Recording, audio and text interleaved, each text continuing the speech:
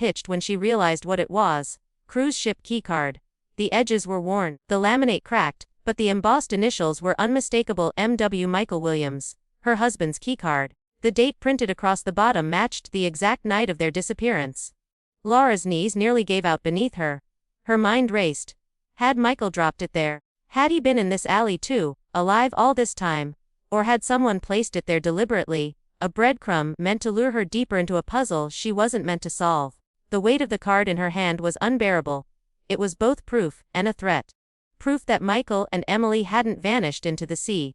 And a threat that someone had been watching, waiting for Laura to finally follow the trail. She pressed the keycard to her chest, her pulse pounding so hard it echoed in her ears. Questions spiraled in her mind. Was Michael still alive, hidden somewhere in the city? Was he a victim, like Emily? Or had he become something else entirely during those missing years? The thought that he might have chosen this path, that he might have been involved with whoever held Emily now, was a possibility too terrifying to dismiss.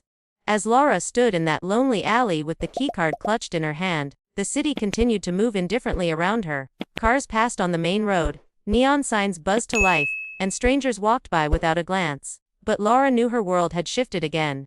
This was no random clue. Someone had wanted her to find it, and if she kept following the trail, she would either discover the truth about what happened on that ship, or step into the very darkness that had stolen her family 7 years ago.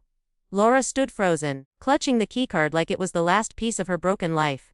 For 7 years, she had been living in a nightmare of absence, no answers, no closure. Now, the truth was closer than ever, yet far more terrifying than she had imagined. Emily was alive, but not free. Michael's fate hung in the shadows of that alley, tied to secrets Laura could barely comprehend. The rain began again, dripping from the rooftops and pooling at her feet. She stared into the darkness where she had last seen her daughter vanish, her heart pounding with both hope and dread. The keycard was not an ending. It was an invitation, a warning, a test. Laura whispered Emily's name into the night, her voice cracking, but only silence answered. The city moved on uncaring, while she stood on the edge of a truth that could destroy her.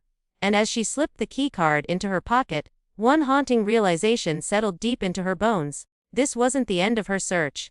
It was only the beginning.